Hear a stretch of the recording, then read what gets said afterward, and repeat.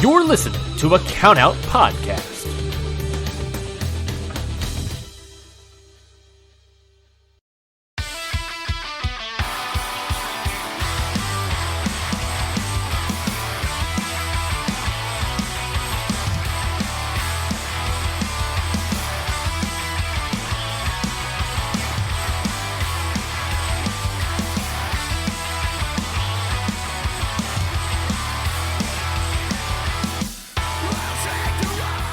What it is, what's up, and welcome everyone to Faces and Feels. I'm your host, Rafe Houston, and today I'm joined by a very special guest. Maybe my specialist guest, in that it's been way too long since we've spoken, but is the man that helped get me into podcasting.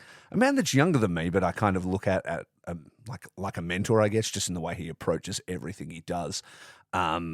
He's nodding away, he's like, that sounds correct.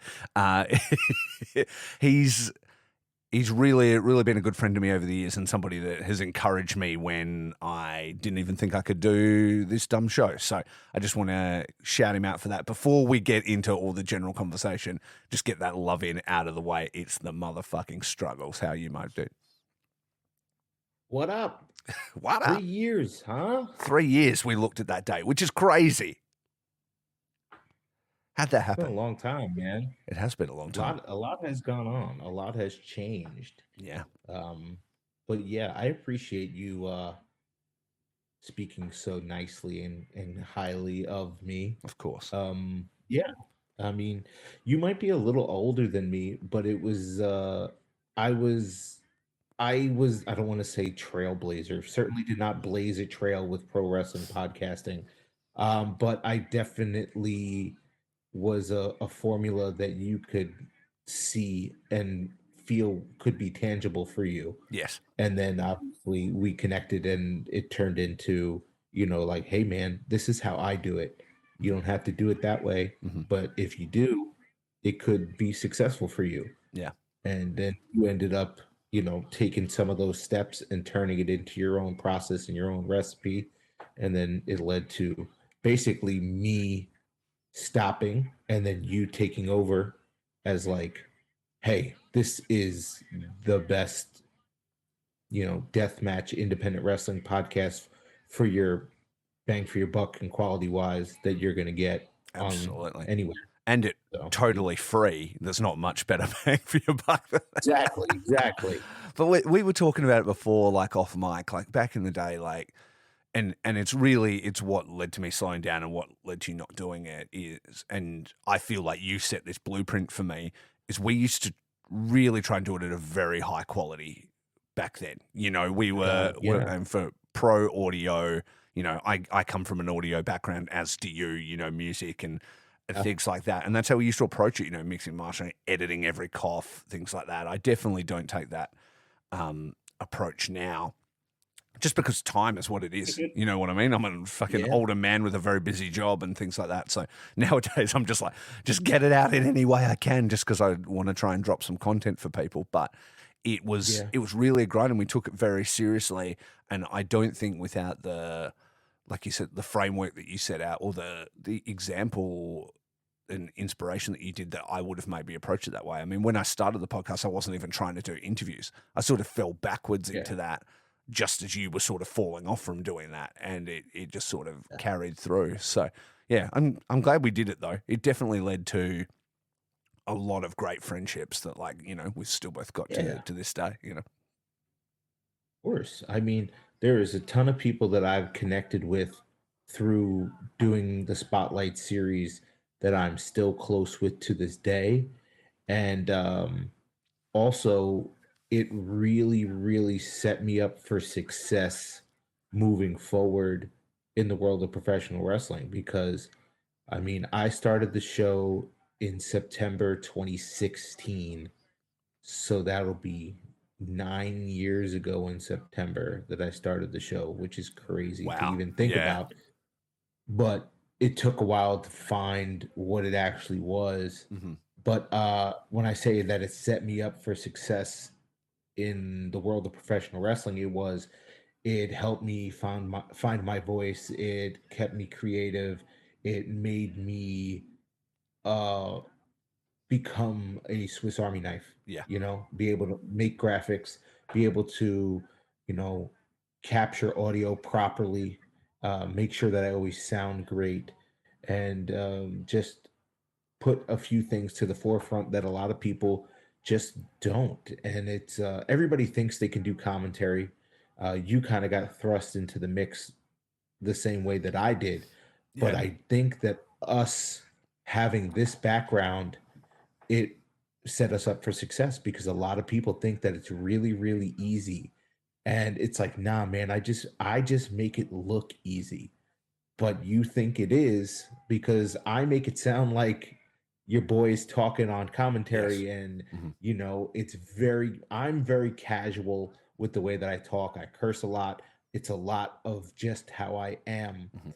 in real life, but focused at highlighting Exactly. professional It wrestling. sounds like But we're hanging out at a show when you're on yeah, commentary, so and which is that something that seems again I easy. tried to think. And you make it sound easy, but to do that in a professional environment with all the craziness going on, with somebody else keeping the flow, telling the story, watching the time, doing It's all the hard. different things, it is hard to make that sound effortless, I guess. And I found that out the hard way because again, talking about the path that you laid, I kind of followed it straight into commentary as well because I knew how you had got into commentary and it was like, Danny's there, whatever, blah, blah, blah. And you're like, hey, if you need somebody or whatever, I could do it. And he's like, yeah, go on. And you just kind of talked your way into it. And I did exactly the same shit, bro. I was like, oh, you guys got anybody on commentary? No. Do you just want me to sort that out? Oh, yeah, cool. And I'm like, great. Now I need to figure out how to do this like live, and then ran with it from there because I knew it could work and I knew I could host something,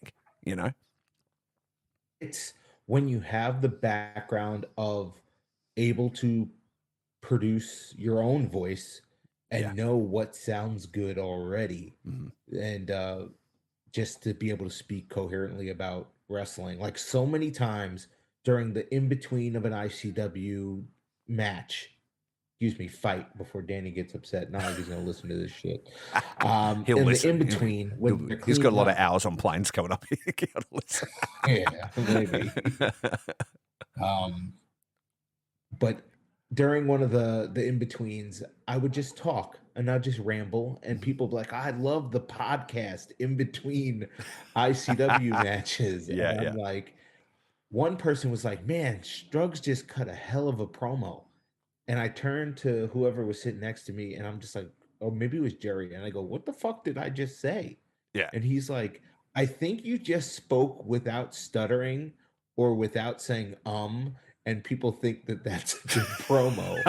And I'm just like, it's literally a stream of consciousness. I'm just Yeah. speaking everything that I see.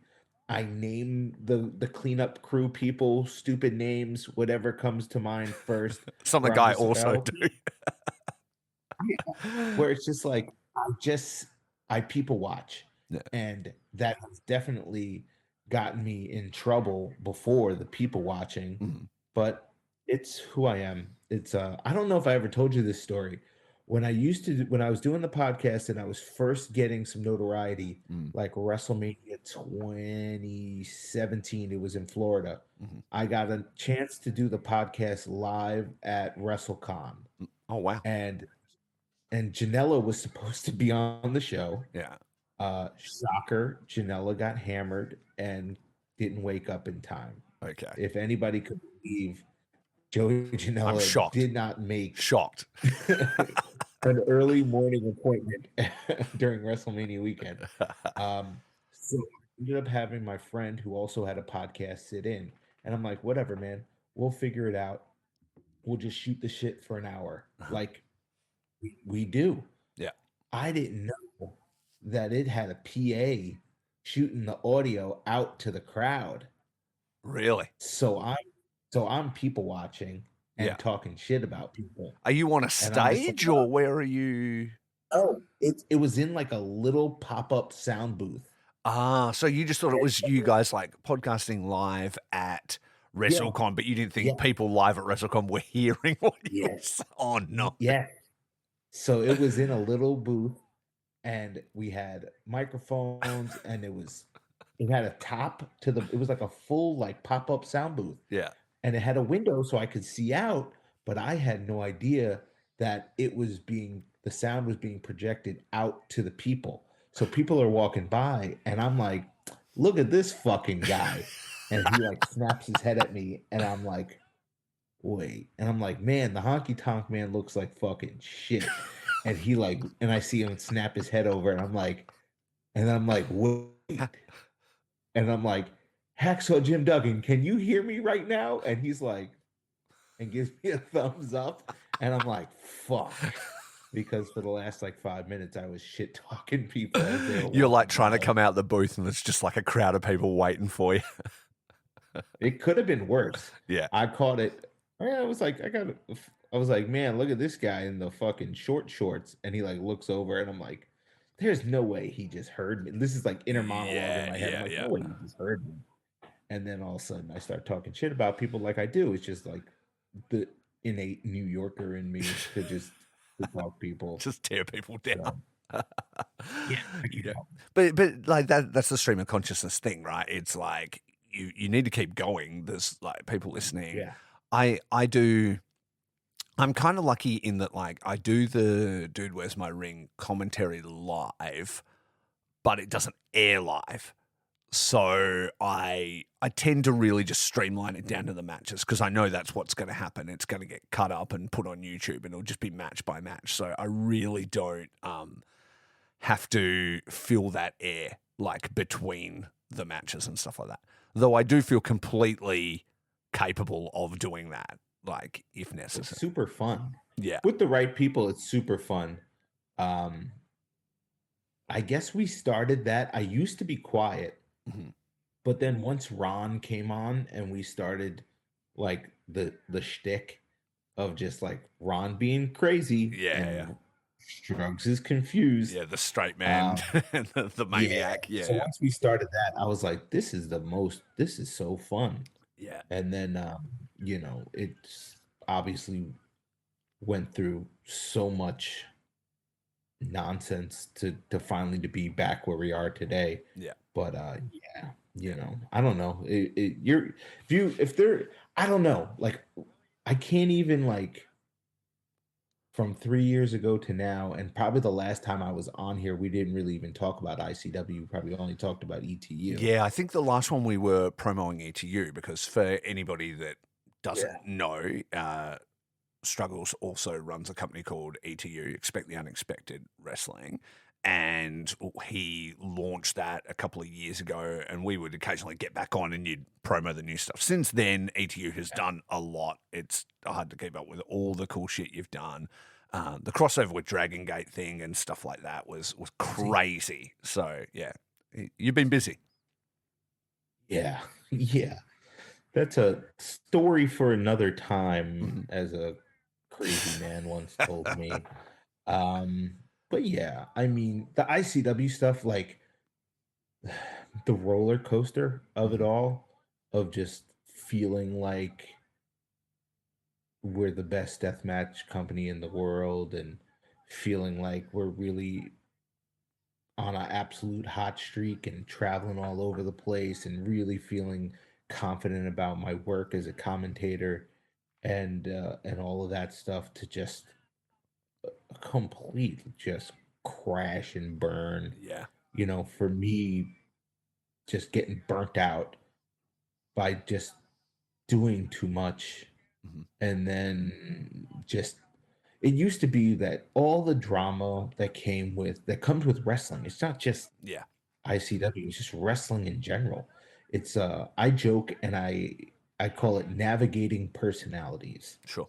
So that's my way of saying dealing with fucking assholes. So I have become very, very good at navigating personalities. Danny DeMonto being one of those personalities. A lot of people just don't get him. I grew up with people like him, so I just get it. He doesn't bother me. He doesn't piss me off. He doesn't get under my skin. I don't think people think he's disrespectful or heavy-handed and all these different ways to describe Danny. Yeah. He's just like a guy that I grew up with. would we have been friends growing up? I don't know. We both like wrestling, we both like sports, Mhm. but me and him just have a completely different approach to things. Yeah. And but he doesn't bother me at all. Yeah. And I just figured out how to, you know, I joke and say, oh, I speak Demonto. Yeah. Like that was always like the big joke is like, oh, well, Stroke speaks Demonto, so talk to him so you won't fight with Danny. Yeah. And I got so burnt out being in between everybody. Sure. So Danny on one side, whatever town on the other side, they speak to me in the middle, and then I make sure that they can communicate in a healthy way because the two parties involved don't know You how to you were middle communicate. management, and I've done that like as a career and things like that, where it's So, like you don't owner of business, accounts person, you don't speak to my employees, don't even talk to them. You talk to me, and then I will liaise with them because every time you go around me, like it's just a fucking mess, right? Like so, I have to be in the middle all the time, and then that is exhausting. And is why I don't do it anymore. taxing. Like, Yep. you're like, can you Very, guys be very grown ups taxing. and just speak to each other? Like, exactly.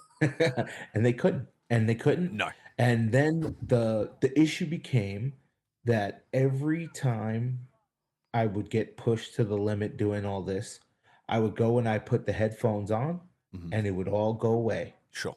This is my favorite thing in the world. Mm. I love it to death. I'm getting better. I feel like I'm getting better. I'm not really an attention guy, Mhm. but I do like when there's positive attention on the work that I'm putting forth, Sure.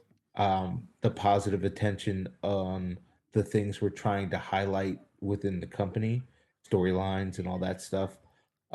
So it was fun, and it took the harshness out of the middleman position for me because I'm like, hey man, I can dredge through the quicksand because I know that there's a beautiful beach on the other end and I get there every time Yeah. and it's cool Mm. and it's great and I love it and it's worth it. Mhm. But then I started to put the headphones on and did not feel that way anymore Yeah. at all. Yeah. I hated it.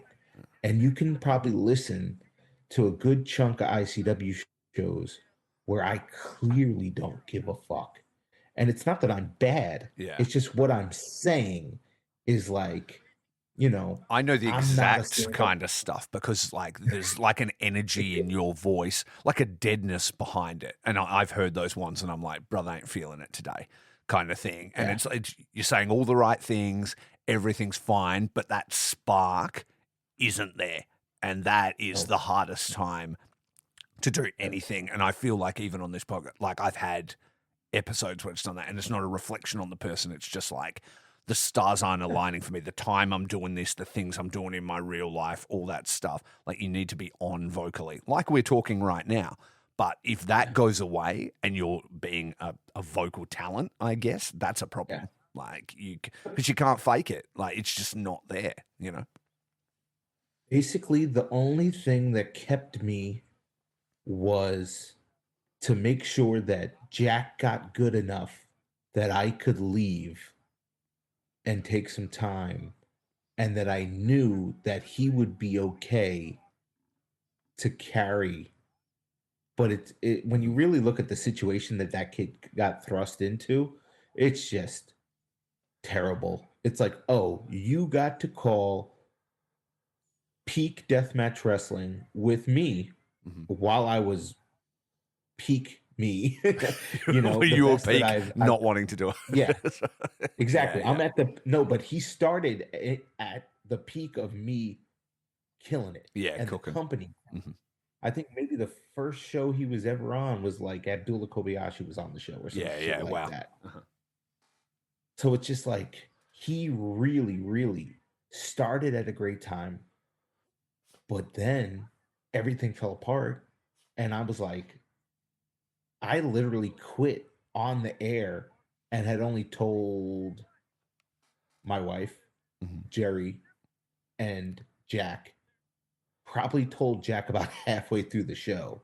I took my headphones off and I was like, hey, I might quit on the air before the main event. And he's like, what? And I didn't tell anybody else. And then it happened. And I climbed down that fucking dreadful ladder at the H2O building, and I walk into the back, and I already feel like 1,000,000 pounds is off my Yeah, yeah. shoulders. And nobody out the After back is hearing you live, so they probably don't even know, right? Yeah. no, but I went back there, and then everybody looks at the hashtag, So I go back there, the show's over, and most people are like, "Hey, how was it?" And we talk like normal. Yeah. And then Danny's like, "Hey, I'm seeing did you online just?" people. He's like, "Hey, did you just quit on the air?" And I'm like, "Yeah." Wow. And he's like, "Why?" And I just was like, "I'm cooked." That's the best way that I could really describe it.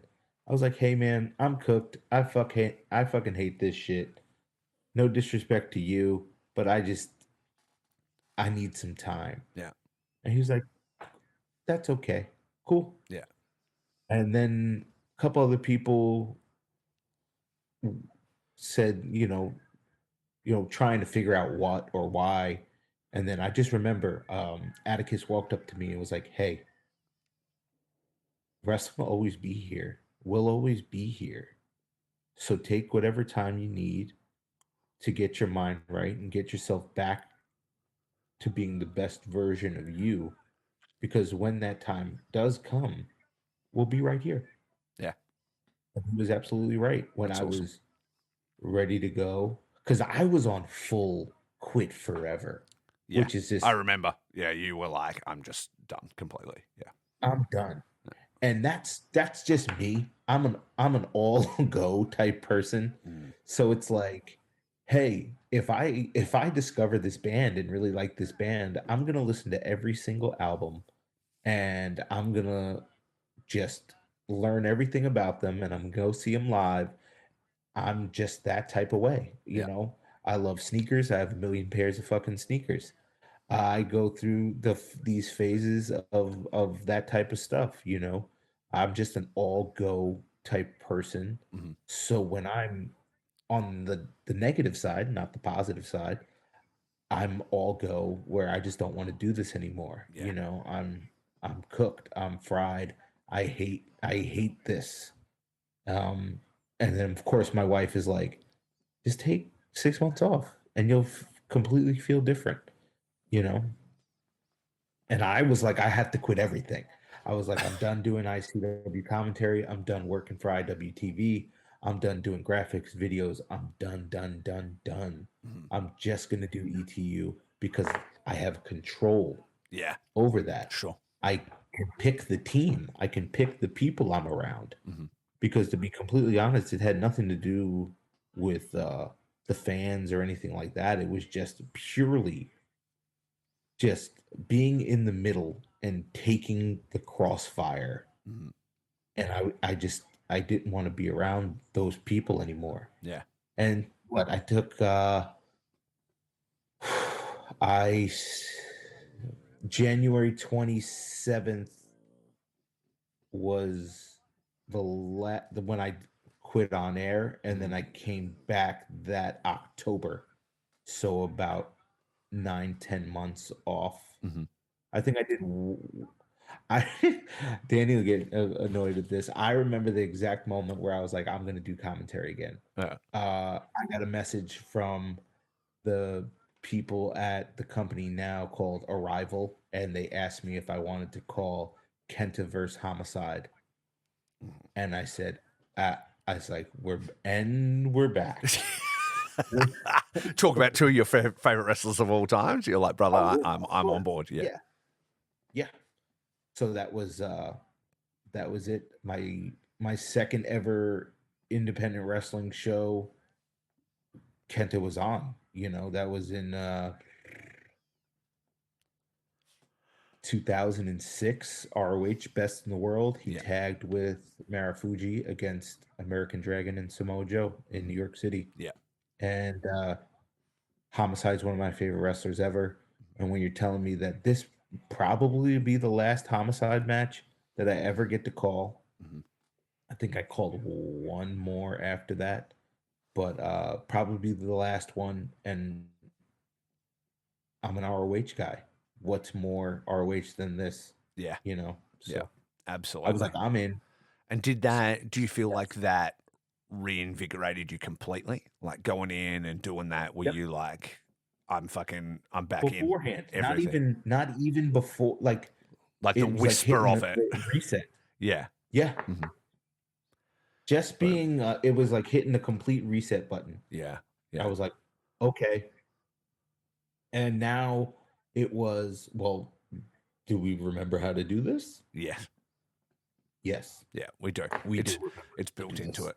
It's fun. It's funny. Yeah. The wear and tear thing has been like an ongoing, through line in our friendship. I guess like we've like lent on each other for that kind of stuff, and I can Sure. definitely understand what that'd be like. Like not even the personalities. Like I was in a touring band for like quite a long time, and even just being on the road, like you said, you guys were cooking, you're going to different cities, you're doing that, and that all that stuff's really fun, but it's also work. It's not like I'm just going to this city to hang out and do nothing. Like you're there doing stuff. I know you'd be like in your hotel room till late, fucking doing last minute graphics because you've had to change something and do all that stuff, and you've had to pick up your life and leave your home and leave your dog and and do all these things. It does. It gets to be a lot, and Yeah.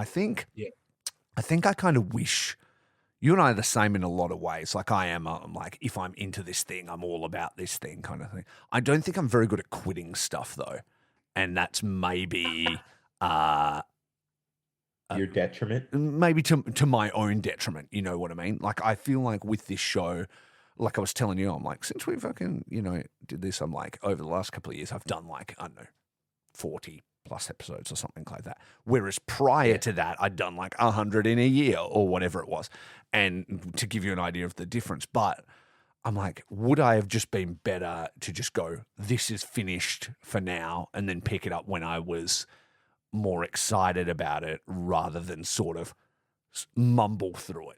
Like that's where I think that I'd probably be better in a lot of ways mentally if I just go, you know what, let's fucking put it aside and come back to it when we're excited.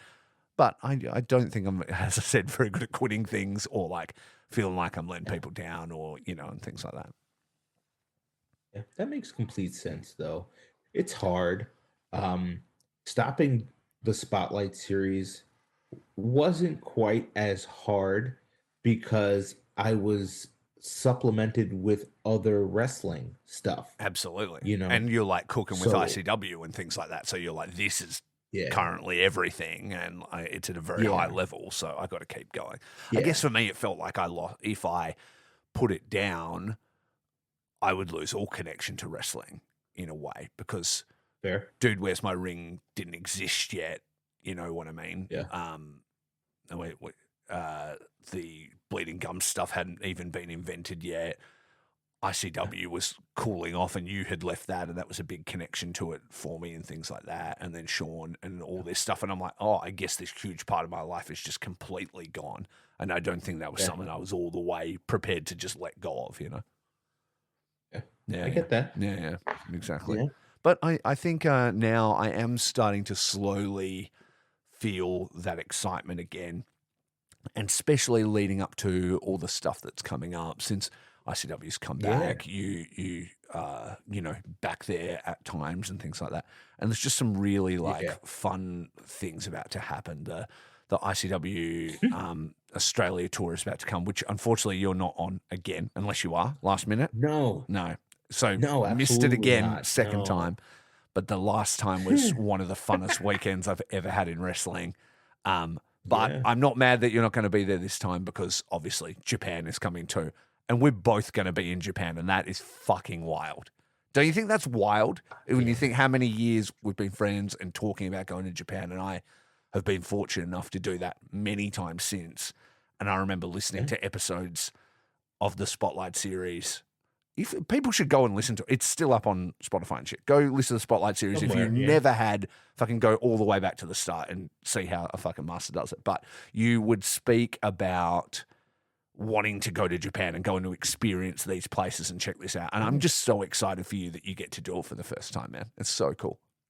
Yeah, it's overwhelming. It's definitely a scary thing because it's like to go just to go Yeah. is fine, you know. Mhm. It's money, whatever. Yeah. You know, we're adults. We can budget and save and get things situated to go and do these things. You know, I went to Iceland in November. Yeah. You know, That we looks so cool. travel. I'd love to do that. It was awesome. Yeah. We had it was one of those like just like life-changing like visits of a place Sure. like that. It was just unlike anything I would ever do. I'm a very comfort zone individual. Yeah. And it was completely out of that for me. And we had an amazing time.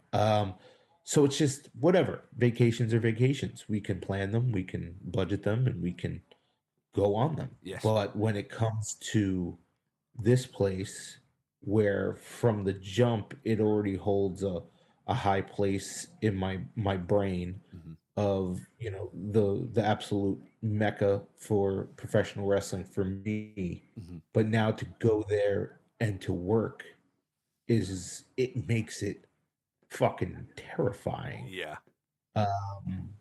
So there was a lot of that in my brain where it's just like, do I deserve this? Should I be doing this? I fucking kind of bailed on this company for a year Yeah. just to hop back on to but a lot of people don't realize that it's like, yeah, maybe me jumping off for a year and then maybe that spark taking a break, ICW in general, it was needed for everybody involved. And you can see even now like a lot of bridges being mended, a lot of people coming back around who maybe haven't been around for a while. And it's not, and I explained this I said this to Dan. I was like, Detroit and Chicago, it did not feel like a Rolling Stones reunion tour. Yeah. It didn't feel like a nostalgia act.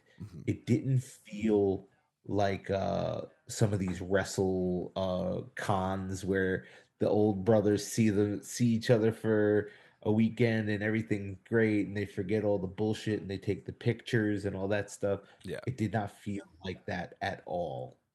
It felt like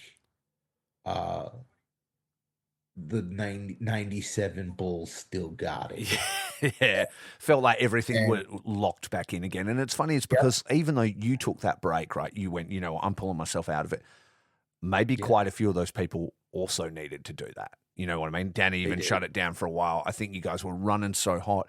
And a lot of people forget, like, you guys kind of cranked up and really started gaining notoriety at like the peak of COVID. COVID had just cranked up. You guys are doing shows in the middle of it. All that shit takes like a mental exhausting toll.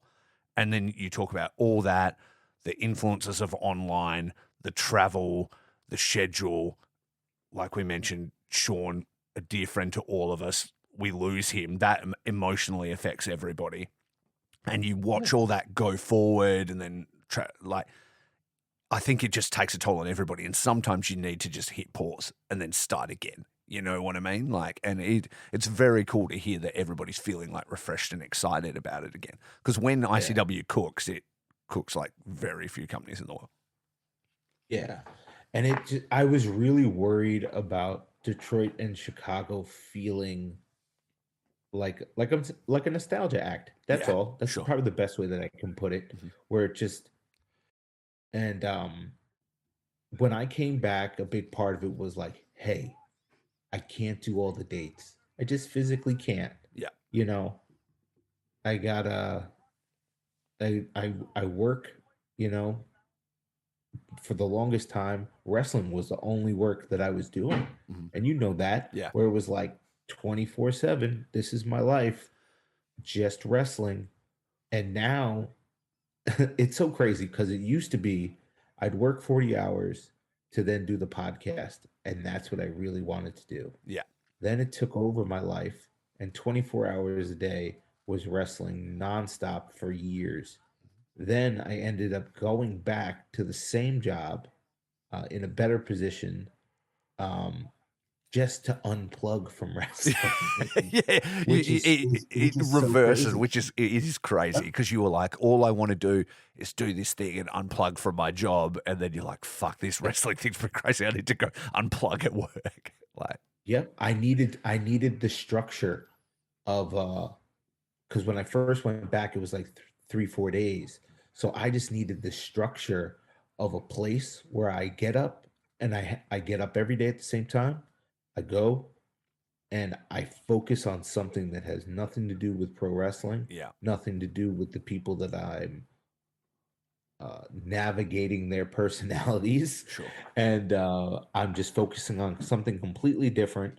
And then that's my disconnect. yeah, Also, another thing that is so ridiculous, but that's helped me disconnect and unplug from pro wrestling is I don't do it at all during the day, only at night.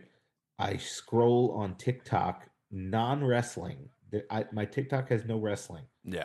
and I just Neither does scroll. mine. Mine's all like music and jokes It's all and nonsense, recommendations and stuff. Yeah, exactly. Jokes and shit. So I just scroll for like maybe an hour at night, and it's no wrestling at all. And that's another way that I kind of like unplug, and I see just other things, what's going on, in this strange algorithm that I've created for myself. So but I learned that that's what it's all about. It's about finding the balance between home life and your work life, and then the passion that you're trying to sprinkle in to this entire thing. Mhm. And it's like, man, this is all that I want. I want wrestling to be my life, and it became it. And then I'm like, man, I fucking hate this. Yeah, you're like the And person I that I am can't be all of one thing because I just go too hard on it and then Yeah, it burns me out and then I hate it. Like, yeah. yeah, So, and it took a while. It took a yeah, few years, uh-huh, and it wasn't anything that had to do. I still enjoyed and was proud of all the work. It just became the people, and it just it's like the biggest problem, and we talk about the middleman shit, is uh-huh. just like, hey, if you're unhappy with how things are going, they come and bitch at me. Yeah. And it's just like, that I'm like, I'm second in charge here, man. Like, don't come and bitch at me. I don't want to Like, hear it.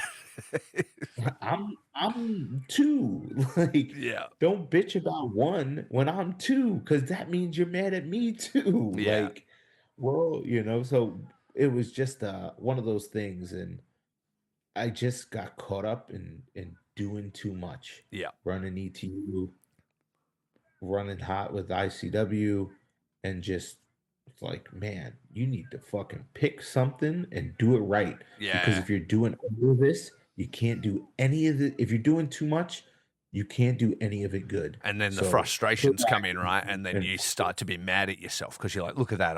That could have been better. That could, and then you start to hate yeah, everything because you're like, I'm doing yeah, nothing at my full potential. yep. Yeah. But now I figured out the balance. I was doing ETU basically all by myself, which is just psychotic when you think about it. Yeah. And now I finally figured out like the team that's needed for me to function without, you know, damaging my mental health or Yeah. giving me an anxiety attack. Yeah. Obviously, my wife is the best possible person to be around because she knows exactly how I am Yeah. and what is needed to keep me at an even playing field. Having But her keep you in line helps. Shout out Kerry. Is Kerry coming to Japan? She is coming to Japan, isn't she? yes, she Amazing. is. Amazing. That's so great. Yeah, Yeah. she's coming. My sister Nicole's coming Oh, cool. too. Hmm. We're gonna do the damn thing, Yeah. man. So it's just one of those trips. Was like, hey, if we're doing it, we're gonna fucking. I gotta do it. Yeah. Gotta go and and do it right, man. So, Absolutely. And you've got whole but that days was there, like you guys aren't running every single night. You know what I mean? I will say that the venue that you guys are running at is close to fuck all and not that easy to get to, but it looks like a really cool and exciting new wrestling venue. And I've been to most in Japan. it's new. Yeah. Yeah, It it's looks new. really cool. So I think between that and then also Nagoya as well, I think will be really fun. It's a big city. I feel like I walk forever in Nagoya and kind of never get nowhere. But you'll see what I mean. It's like in Tokyo, you're like, okay, I'm going to walk to this block. It's 3 blocks away, and you're there like that. In Nagoya, you go, oh, it's only 3 blocks away. I'm going to do it. It's like hours. Like it's like just bigger in how it's spread out, you know. But I think it's just going to be so fun, and being able to spend your days, you know, getting around and seeing stuff, and then go and like clock into that office and do that at night. I think you're going to have super fun, and obviously Japan is open super late and stuff as well. So after the show, you'll be able to go find something. You'll be able to get something to eat. You know, whatever. You're going to have an awesome time, man. Yeah, I can't wait, man. It's just one of those things where it's like, um, I always will equate wrestling. We see it all the time, right? You look on social media and you see people get burnt out, and some are more vocal about it. You know, some people retire, some people take time off, some people just delete social media. You know, everybody tries to find a way to navigate through all of this, and it's not easy. But the way that I've found works best for me is just find what is the fuel for your tank at the moment, whatever that may be.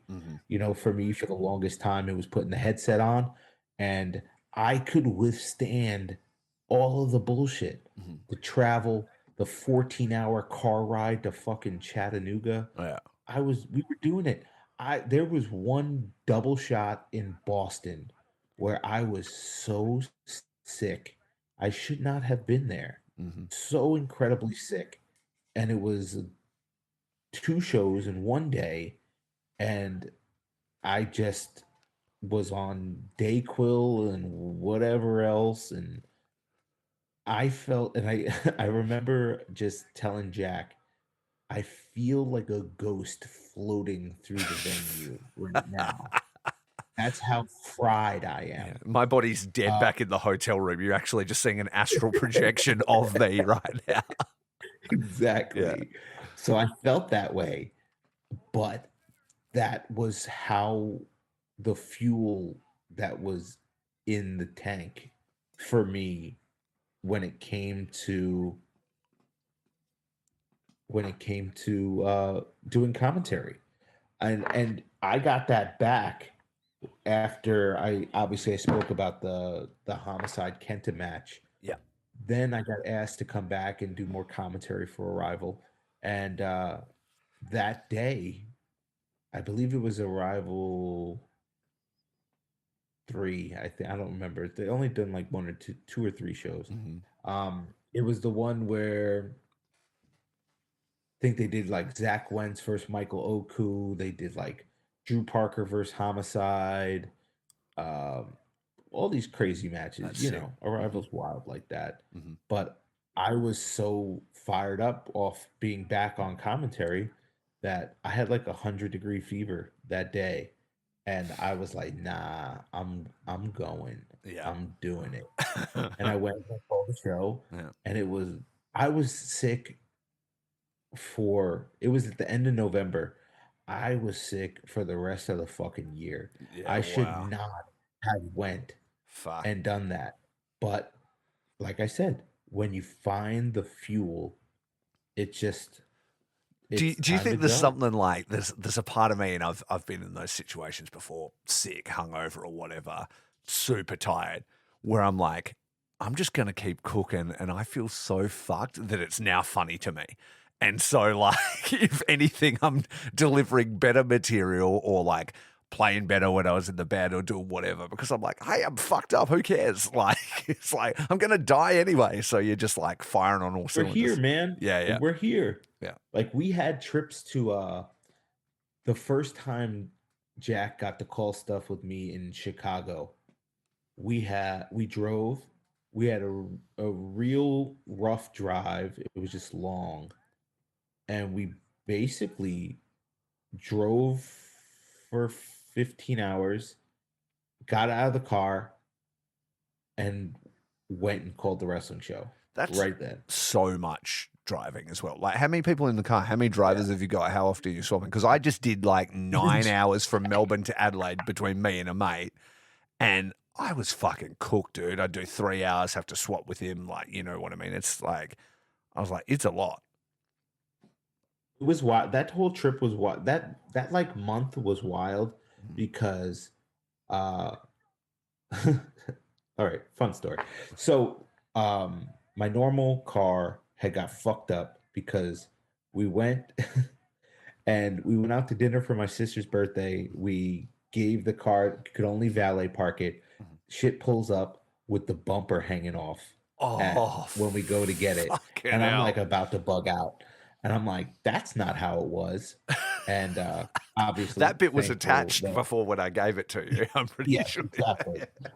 But my wife was there to handle things like an adult and not like a savage, like I wanted to yell and scream. Yeah. So we got it all situated, but right before a Chicago trip and a Chattanooga trip, they were like, we're fixing your car. We're gonna have it for a couple weeks. We're gonna give you a rental. And I'm like, all right, cool. Time to put some kilometers on this rental. Yeah. I literally went and picked this rental up and I was like, I drive a lot for work. And they were like, no problem. You know, you're covered. You could put 5 or 5,000 on it. I was like, you got it. I put 4,000 miles on that rental in like 3 weeks. They were like, we made a terrible mistake. To and from Chicago and to and from Chattanooga and day-to-day life. And I was like, fuck it, run it up.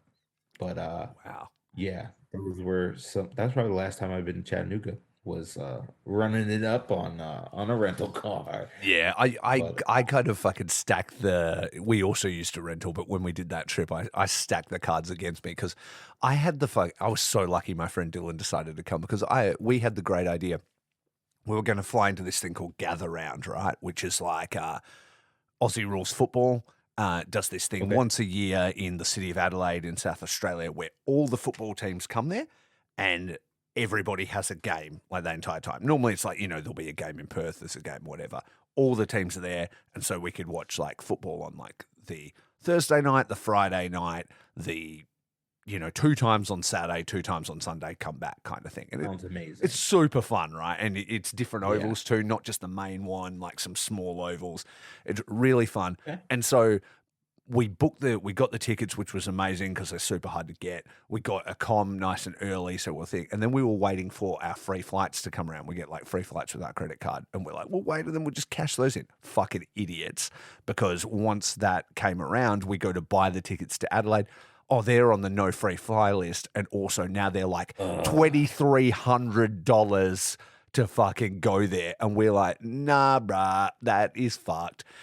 So we did cash in the free flights to Melbourne. And then we're like, and then we'll just drive the 9 hours. No worries. And so my plan, I know, and Amy gets a discount through her work on the hire car, right? So $600 for the entire time on the car. But we were going to do this on our own initially. And we just red-eyed it in. And my thing was like, I'll just fucking sleep on the plane. And then I'll get off the plane at 5 a.m. And then I'll get in the rental car and I'll just drive us to Adelaide. No, sir. I was so fucking tired when I got off that plane. Luckily, my bro Dylan and his wife came. They are smarter than us. And they went a day earlier and got in 7 hours sleep. So when we saw him, he's like, I'll drive first. And I was like, I will be asleep in the back, thank you. And then in like 3 hours, then I drove. But I'm like, I'm a psychopath. Why did I think that was how it was going to go? It's insane. I would have done the same thing you did. Yeah. So. Just like, oh yeah, we'll just make it work. And I would have made it work, but it would not have been dangerous. fun. No, absolutely. It's unhinged, really. Yeah. Jeez. Last Boston ICW show, which I love going to that venue, the Sonia East. Mhm. You would love it because it's like got a lot of music history, Sure. a lot of like hardcore history and stuff like that, Cool. and they just have apparently had like a lot of like really crazy bands. Was actually the one who got us the hook up Yeah. with No that doubt. the venue. Mhm. So my whole thing now is like I just want to be home. I love being at the show, but I really just want to be home. Yeah. So the show we got it was a double header with Beyond. They had like RSP's Death Day. It was like a 2 shows in one day. Sure. And Jack was like, I'd like to see some of that. I was like, okay. So we left my house at like 10 a.m., drove the 4 hours to Boston, Mhm. watched the show, called the show, got some food, did the whole deal. And he was like, I'm going to stay out here because he has friends from up there. Yeah. And I got back in the car and drove home and got home. Like the show ended at like midnight, 4 hours home. I left at 10 a.m. that morning and got home at 4 a.m. the next day. And it That's was just like, brutal. Yeah. fuck it. That's So, that's a lot, and I will fall asleep, if I'm not like standing up and walking around, I'm like a shark, bro. I'm dead. So like I yeah. need measures in place to make sure I'm engaged, even as the driver. Measures in Yeah, I need place. Okay. caffeine, and I need the tunes to be banging, or I need like an Yeah. audio book or something that's engaging me. Something And that's got and if I'm you there with my locked. wife, I can't just be like clocking hours on Audible. You know what I mean? Like I need to speak to it. So she'll be Yeah. like putting stuff on, and something soft will be coming. I'm like, skip it, let's go, let's keep the energy up. You know what I'm saying? But I'm like, yeah, that drive pushed me because I had I stopped drinking energy drinks in December, just full out. Jesus. And I was like, shit. I had never had any instances where I needed to really be energized besides my day-to-day life. So now I'm gonna drive to Boston and drive home in one shot. And I was like, I went and I bought a C4 and I put it in the side door, and I was like, just in case. Yeah. And I didn't drink it. So You didn't drink just in it. case. That's impressive. I was when we not that particular trip, but we did the similar drive to go like, I don't know, half the distance that we did the other time. Anyway, it's for a music festival. As we were going, I was like, you know what? I think I do need some energy, and I very rarely drink energy drinks. And I was like, we're just going to pull into this gas station real quick, and I'm going to get myself like an energy drink. And I got myself a white Monster. And I swear, I was pulling out, like, first sip, pulling out of that place, dust flying, like, hold me now. Like, just absolutely cooking. And, well, I got to make this great joke on my wife's Instagram where it was like, fucking the combination of a Monster and Creed will actually save you half an hour. And what that was is as we crossed into South Australia, the clock ticks back half an hour. So we got to, like, film that thing where it goes ding and swaps back. Yeah, so anyway, I try not to have that stuff because I feel like I'll die. But I have a lot of friends that are right into it. Shout out to Alex from Vitals and Violence. That man lives on energy drinks. He'll send me photos of all the various flavors you guys have over there. It's crazy. Yeah, me, Jerry, and Kirky had the group chat, and we would it basically because obviously all of us are up in the morning. We're adults, shocker, but it would just be us taking pictures of our energy drink cans of what we're drinking in the morning. And one day I drank, I can't remember what flavor, some new flavor, and I was like, I'm having a panic attack at 10 a.m. at work right now. And we have work closes for like almost 2 weeks. during the holidays, and we have paid time off, and I stayed home and I played video games and I chilled out and celebrated Christmas and New Year's and all that shit. And I didn't even think twice not about having an energy drink because I was sleeping a little later. I wasn't up at work. It kind of broke my cycle. And then when I went back to work, I was like, I haven't had energy drink in like 2 weeks. Maybe I'm Let's free. see if I can let's see if I can continue this. And then it just turned into just not having them anymore. So Do you drink coffee? that's cool. No. No. He's caffeine free. No. Here. What's he got? What's this? As I have a Diet Coke. 2-liter Delicious. Coke next to Delicious. me. Okay. Delicious. I love a we're Diet not Coke with ice. Yes, let's go. Yes. That's going to be awesome. All right. Well, with everything as we start to give you back your day, and we'll wind this up a little bit. What do you think you're most excited to see in Japan? A, outside of the wrestling, and B, in the wrestling, because you guys are going to be absolutely cooking on those shows. The amount of Japanese talent that will be on the shows is fucking crazy. There's a lot to be excited for. A few things. I mean, on the wrestling side of things, it's you know, just getting to do uh my job, to be Yeah. a commentator. I'm most proud of being a deathmatch commentator and to get it to do it there where it's taken so seriously and at such a high level Yeah. over there. Mhm. So to get to work with all of them, um, obviously I've got to work with a few of them, with Kobayashi a few times, Sakuda, just now Masashi Takeda. So to get to work with all of them in one shot, it's just mind blowing to get to do. Me and Jack joke around and just be like, remember that time that we called a June Kasai match, and it's just like, Yeah. well, that's real. That's gonna happen. Yeah. So obviously, I'm looking very much forward to all of that. It feels fake. It feels surreal.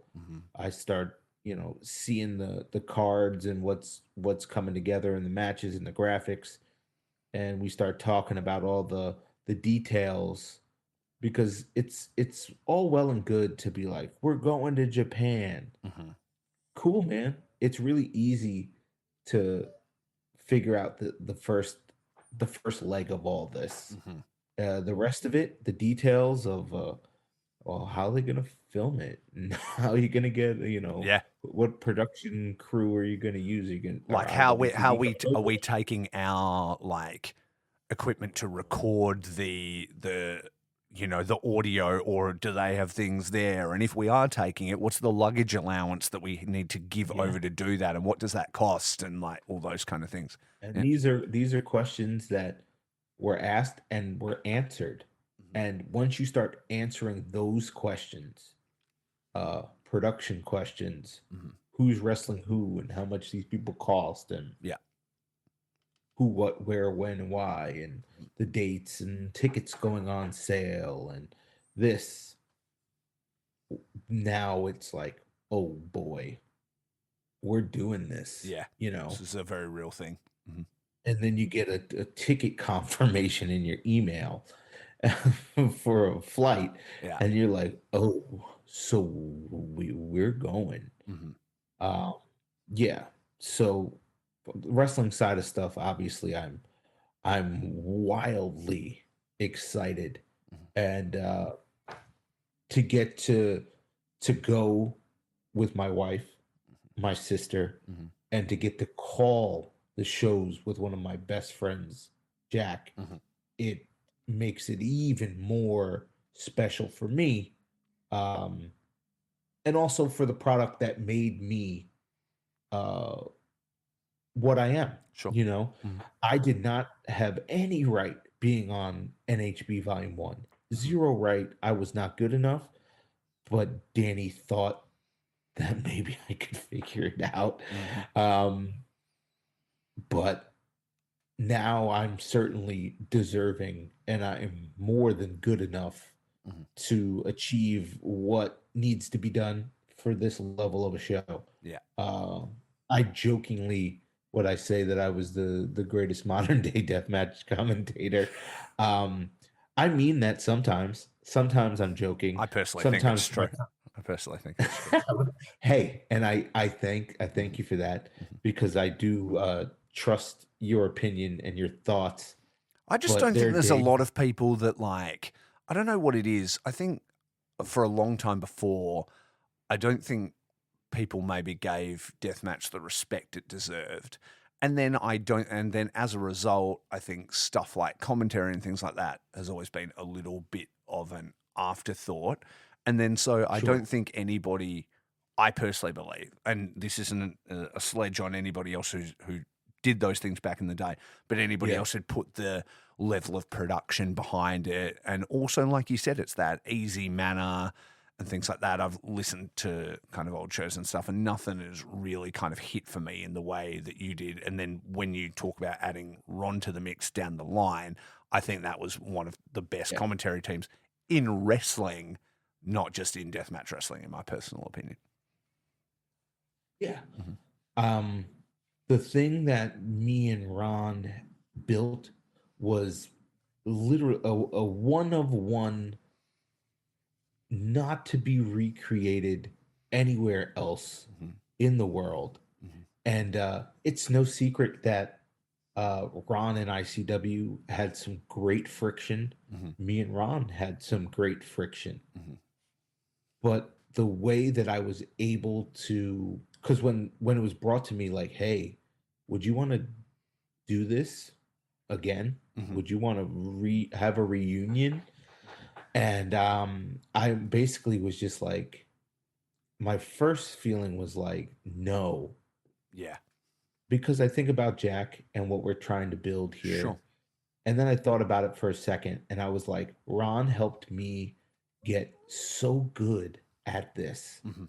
And I can never provide that type of on the job experience for Jack.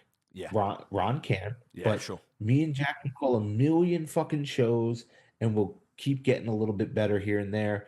But I can only, I'm the driver, you know? Yeah. The kid is playing passenger, Mm-hmm.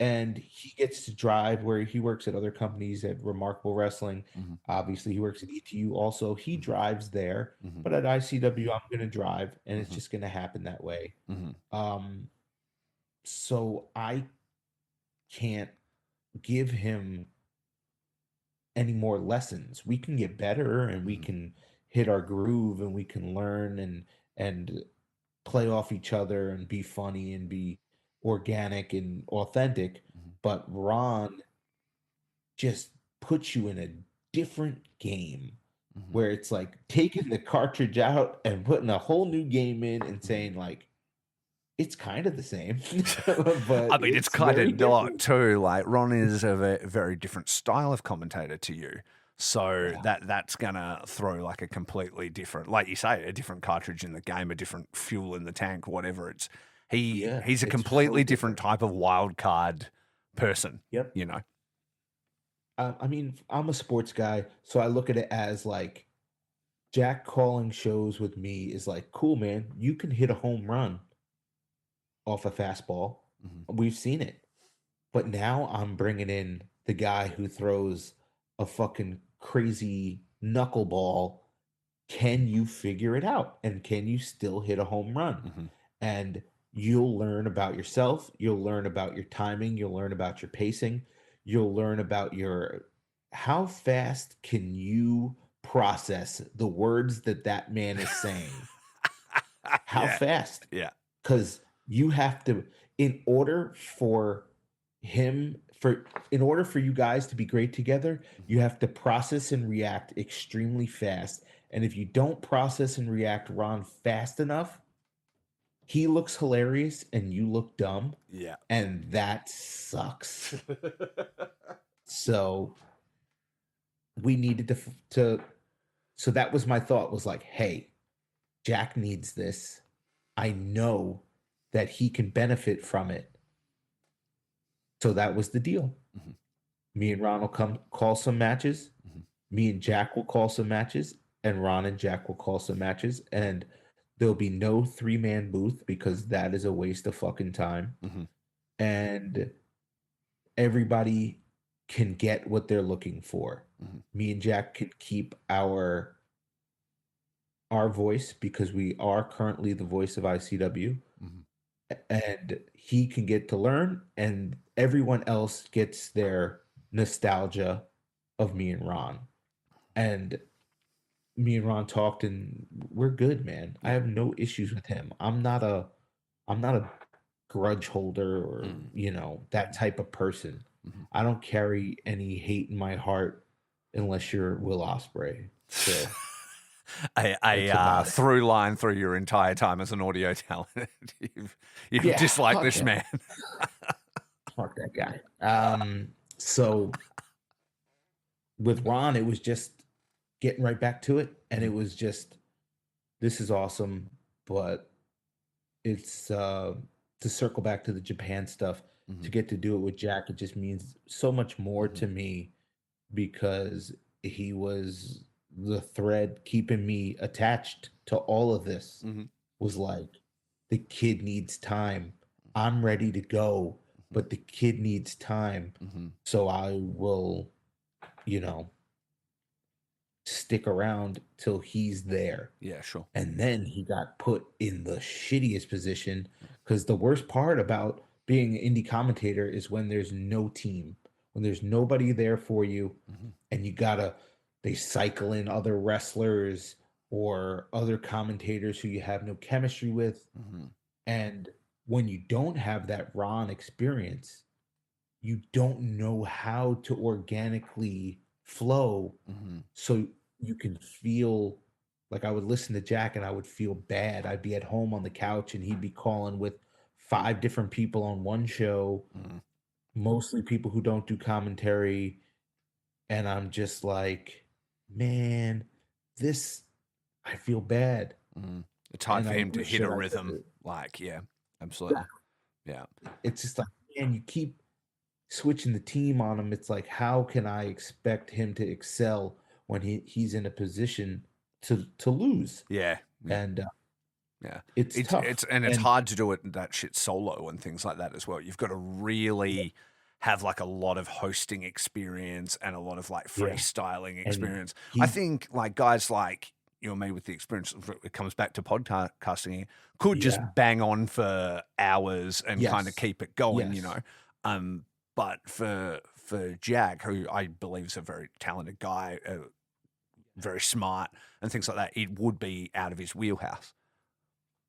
Mhm. it was, and the problem is that he has nobody there to show him. Yeah. But then he would get a show or two here where Dylan Hales was there. Hmm. Fantastic. Sure. That's a guy you can learn from. Yeah. But I thought that him getting some reps with Ron would be very helpful because, like I explained, Ron is a different entity. And if you can work with him, Hmm. it keeps your processor on point, it keeps you locked in, it keeps you listening. And if you flow off of Ron Nemi, you can really do anything. Hmm. Like I called those shows with Ron, and then one day at a local show, they were like, "You're calling this show with Grim Reaper." And I'm like, "Grim Reaper does commentary?" They're like, "Yeah, he's hilarious." And I'm like, "Oh, baby." And Reefer sits down and they're like, "Hey, we're calling a 30-man battle royal with all students." I said, "Do you Fuck. know any of them?" He's like, "Nope." So I was like, "Okay." I went and got a piece of paper. I walked into the back. I wrote everybody's name down, and literally we called a 30-man battle royal of people we had no idea who they were. And Reef was just like, "Strugs, tell me about this guy." And he knew I knew nothing about And these he's like, people. "What you make it up?" And we had a blast. But without the reps with Ron, I would have crumpled up. I would have been like, you know, Yeah. Yeah. and it wouldn't have been fun. But it's all about the reps. and getting them with the right people. And I'm sorry, I'm rambling. No, But that's perfect. it's calling the show in Japan with Jack such a big deal for me. I've known him for so long since he's a kid, Um, so getting to do it is a huge deal. But other than wrestling, I want to eat good food that I would not normally have at home. Oh, sweet baby Jesus. Sorry, I just turned and looked. Danny's wrestling tank, and he's on the top platform about to do the double stomp again. No, motherfucker, you just busted your ankle 2 seconds ago and you're about to go on tour. Cut him off, Tank. Cut him off. What's this fucking maniac doing? I don't know what happened. Somebody cut him off. Thank God. Oh, It looked like the Rev. He knows what he's doing. He knows people wouldn't want to see him taking that risk. Fuck it, hell. Okay. God, I got nervous for a second. I was about to throw my phone across the fucking room. You're like, the fucking tours are off. Dude, like I say to him all the time, I go, Dan, we got shit to do, man. Like literally, he does a double stomp off the top platform to the floor, through a table with Mo Atlas laying on it with light tubes. Does that sound smart? No. I mean, not really. The best. Not really. So after he gets hurt and limps to the back, I put the headset down. I go back there and I look at him, and he's taking off his laces, and I just go, we got shit to do, right? Like, we're going to fucking Japan. And he was like, I thought it was gonna be good. I'm like, dude, what did you think was gonna happen? Usually on a double stomp, if you have the room, you'll hit and kind of roll through. There's nowhere to roll. No, you just got to take it. 15 feet to the floor, you big idiot. And then I went back and did commentary. But sorry. Yeah, no. I get you. When that fucking happened, I was like, brother, there was a lot of money tied up in plane tickets and shit for you to be trying to fly earlier than expected. Navigating personalities, I love it. So I'm very much looking forward to eating food that I normally wouldn't get to eat at home. I'm not going to be the guy who goes to McDonald's every fucking day. I want to eat just stuff that I normally wouldn't get to. Obviously, I want to go to Mr. Danger's Steakhouse, and I want to go to Ribera like a fucking mark. But those are things that obviously are on a list for me to do. But I want to go shopping. I want to buy sneakers in Japan. If anybody knows me, I'm big into sneakers. Shopping, eat good food, hang out with my family and friends, and get to call some wrestling. Yeah. It's like the fucking dream for me. All that stuff's guaranteed, which is the exciting part about it. Yeah, absolutely. Also, another cool thing, we spoke about it briefly about the ETU and the Dragon Gate kind of relationship. Yeah. The good folks over at Dragon Gate invited us to come be their guest at one of their shows in Kobe before we head out. So cool. That's very nice that I get to go. Me, Carrie, my sister, and Jack will all go to a Dragon Gate show, and I'll get to meet some of the front office in person that I did not get to meet when they came for Mania Weekend, and see how we can progress that relationship. That's so exciting. Dragon Gate's one that I still am yet to get to see in Japan. Yeah. I always want to try and go to the Kyoto venue, the big stained glass. Yeah. But it's it never lines up anytime we're there. Like it's always like they have a they show. Don't run it very often. No. And then when they are, it's like I'm already booked to be somewhere else or there's some other bullshit. Yeah. I did tell this story over on my New Japan show, Ichiban Sweetcast, I do with a bud. But we, at the last minute, are now going to Dominion the day we land. But we land in Tokyo, and everything is already booked, and we got shit to do the next day. So this is the fucking bullshit that you can expect from me. and it's going to be a little bit wild, but it's going to be fun. So we land in the morning, kind of mid-morning. We've got like a 9.5-hour flight out of Perth. We've never gone direct from Perth before. It's so fucking hot. Mm-hmm. Straight into Narita, the shittiest airport that's really far away, but hey, it is what it is. Pull into there. That was actually one of the worst fucking airport experiences I've ever had in my life. It was just after COVID, but we spent, no joke, 4 hours trying to get processed in that place, and we were ready to fucking never come back to Japan again. Anyway, that's done and dusted, I hope. We land there, get changed, whatever, get on the Skyliner bus or whatever to get the hour and a half it is to Tokyo, go drop our bags off at our hotel. It'll be like 11 in the morning, can't check in. Here are our bags, please put them in our room. We'll see you tomorrow. We go get on a Shinkansen, bust it to Osaka, which I think is like fucking 3 hours or something stupid.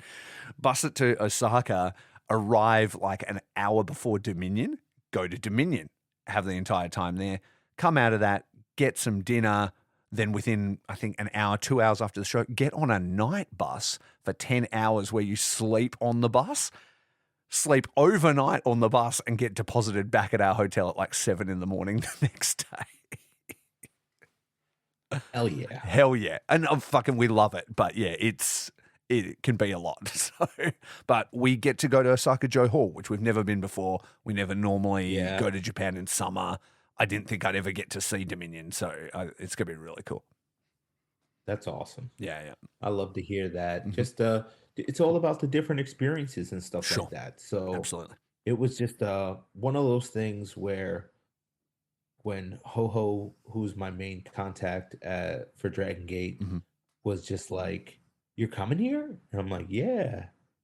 And he was like, "That's awesome. Here's our schedule." You know, they run so much. Yeah. Pretty crazy. Yeah.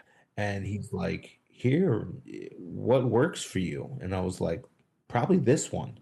He was like, "We'd love to have you. You can come and meet, so and so and so and so. It'd be really nice for them to, you're here for you to take the time to come and enjoy one of our shows and say hello. It would make a good impression, and we'd love to have you." So I'm cool. like, I'm also be there with, my wife, my sister, and my young boy. Yeah. And they were like, "No problem, of course." Yeah. So I'm excited for that. And it's just it's a different experience, and hopefully where we can, build on that and do more, and to be a part of maybe another tandem show some way, or a talent exchange or something to that effect. Absolutely. I think it's so exciting, and just knowing how like a lot of the Japanese companies run and things like that, I think you're going to have an amazing experience, because they're very professional in what they do. Yeah. You know what I mean? It'll be amazing. I think Kobe's really fun too. I have to look it up, but there's what's it called? American? I forget. I'll have to look it up. There's a Kobe wrestling company. They're called like American Wrestling or something. I know. And I was like, is this an American kind of rip-off thing? But it's not. It's something to do with the port or the harbor or a ship or something. But anyway, they have like a little bar, and there's a ring in the bar. Like, it's not a big room at all. It's like you walk in, there's a bar like this, like a little corner bar, and then it's a wrestling ring, and they like run shows and stuff. We went there and they weren't running a show, but we ended up talking about stuff, and they had like a Jun Kasai match on, and I was like, "Oh yeah, blah blah blah," and I was showing them like some YouTube clips of shit I do. Then when we left, they're like, "Can we get you in the ring and get a photo all together?" So we have photos of like in the wrestling ring with them, which is crazy, because actually that was the first time, maybe the only time, I've ever stood inside a wrestling ring. Like, I've been to training things and stuff before for companies, but what business do I have climbing in there? And so I was like, "Oh, this is, I have no kind of business in here. That's not my place." But it was very cool, like, to hang out with these guys, and they're like, and just so like pumped to see foreigners and wrestling fans and things like that. So I'll find out what it is, and I'll let you know, because if you're in the area, I'm sure you'll be tied up with those guys. But if you're going to Kobe anyway, and you're like trying to find something to do, could be a cool place to like go into. It's like in the back of an office building, kind of behind some lockers, and it's some bullshit. It's crazy. It's crazy. But yeah, And I'm looking just forward excited. to it. I'm glad that you're going, Mhm. just because obviously we didn't get to hang out or do anything because I didn't get to go to Australia. Yeah, exactly. But it's definitely like a full circle kind of moment for us to get to hang out and just say what's up Yeah. and snap a fucking photo and give you a hug. Yeah. It's going to be And wild, right? It's been, I mean, how long we've been friends now? Jesus, is it 5 years? It's probably it's a longer. long Might be. time. Yeah, It's 5 to probably a 6 little years. longer than that. Yeah, Yeah. absolutely. Probably, 2019, 2018, something like that. But yeah, I'm very Yeah, excited for it. I was gutted when you couldn't make the last one. Obviously, we got to hang out with Kerry and had like a lot of fun. She called you and put She's you way on the more phone to fun me. than me. Yeah. She's way more fun than I am. But yeah. Nah. But in a wrestling, in the wrestling world, I'm way more fun to be around because, I can tell you all the random wrestling facts that you need to know. There you go. Gonna fill And you she in. knows none of that. She doesn't even know who Jun Kasai is. What? What a bum. I know. You're going to need to educate her. Get her on the matches now in advance. No shot. We need cold reactions. We need her not to know who any of these people are Yeah. at all.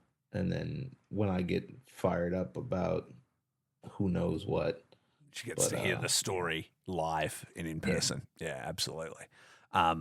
We were very excited to see one of our favorite Japanese wrestlers, but one of my wife's favorite Japanese wrestlers, who we call Little Daisuke Sakamoto, who when we first saw, not little. Well, he kind of is little though. He's kind of so big and so little at the same time. Like he's not a hugely tall man, but he's a big man. Wide. Yeah, He's a wall. He's of a wide human. and girthy, Yeah. but not hugely tall. But yeah, when we first saw him, he was like, the big Japan strong champion kind of thing.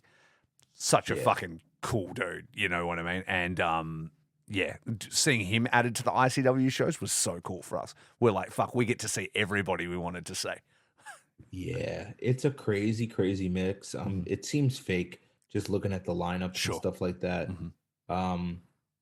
But I got to call a Daisuke match probably like maybe my like third or fourth ICW show before the chains were a thing. He wrestled Eddie Kingston at an ICW show. Oh, wow. And I got to call that. But I did the whole ROH thing where you call like a little bit of it and then you'd be like, oh, this action speaks for itself. And I just let them beat the shit out of each other. Yeah. So I only called like the first few minutes of it and then let them do their thing. Yeah. Because I was just terrified that I was going to ruin this match. And I knew it was such a big deal for Eddie that I was like, if I ruin Kingston's dream match, he'll never fucking forgive me. Yeah, if I'm the soundtrack to fucking tragedy. What do you think? If I'm the reason he has to watch this on mute, I'm never going to be able to hear the end of it from King. So yeah, that's so funny. What do you think? What do you think? See, in the very short time I've been doing commentary, I've called some matches that I'm like, how has this happened? Because I live in Perth, Western Australia, and I just called a Necro Butcher Iceman match. Like that's wild, fucking wild. And both guys, no joke, they stole the show. They actually fucking killed it as well. It was so good. If anybody hasn't watched, go watch Bleeding Gums Lust for Death 2 on IWTV. And that was an amazing show, an amazing tournament with some great talent in there. But Necro Butcher versus Iceman, a match that was like, what they say it was like over 9 years, some longer. Fuck, I forget the date. Anyway, they've been trying to make it happen. It was supposed to happen like 9 times in 17 years, something like that. And to finally happen, and both guys are not the youngest dudes, but just to watch them like absolutely kill it and show everybody how it's done. Like, I think one of my lines in the match was, I don't know how else I can describe their punching each other in the fucking face. Like, I just don't know how else to say this at this point anymore. You know what I mean? It was so hot. What do you think the craziest match that you never thought you'd get to call was, I guess? Like, if you think of all the memories, you've got to do so much stuff. What's maybe your favorite that you never thought would happen. Yeah, it's just like some stuff where you're just like, this feels fake. It's kind of moments like that.